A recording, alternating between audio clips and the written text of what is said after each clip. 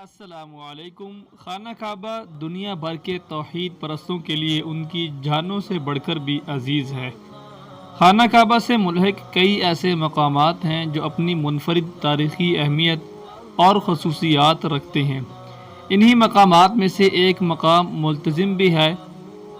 ایک web site پر شائع کی گئی رپورٹ کے مطابق باب کعبہ اور حجر اسود کے درمیان بیت اللہ کی دیوار کا حصہ ملتزم کہلاتا ہے۔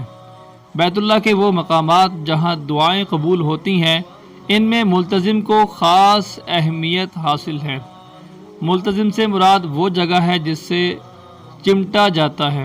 یہ مقام 2 میٹر طویل ہے۔ زائرین یہاں اللہ تعالیٰ سے اپنے گناہوں کی مغفرت طلب کرتے ہیں اور دنیا و آخرت کی نعمتیں عطا کرنے کی التجا کرتے ہیں۔ ام القری یونیورسٹی میں معاون پروفیسر ڈاکٹر سعادت علی اشہرانی کہتے ہیں کہ ملتزم کا رتبہ بہت بلند ہے۔ یہ دعاؤں کی قبولیت کی جگہ ہے۔ جو شخص بھی ملتزم پر سچے دل سے دعائیں مانگتا ہے وہ قبول ہو جاتی ہے، جبکہ ماضی کے مشہور مفکر اسلام شیخ الاسلام ابن تیمیہ کا کہنا ہے کہ طواف کرنے والا حجر اسود اور باب کعبہ کے درمیان جگہ سے اپنا سینہ اور اپنا بازو چمٹا کر اللہ تعالیٰ سے دعائیں کر سکتا ہے۔ اپنی ضرورتیں الوداعی طواف یا اس سے پہلے مانگ سکتا ہے، اس میں کوئی حرج نہیں۔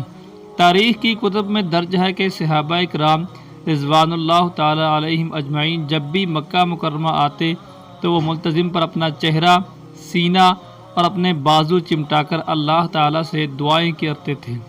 یہی بات نبی کریم صلی اللہ علیہ وسلم کے حوالے سے بھی بیان کی جاتی ہے۔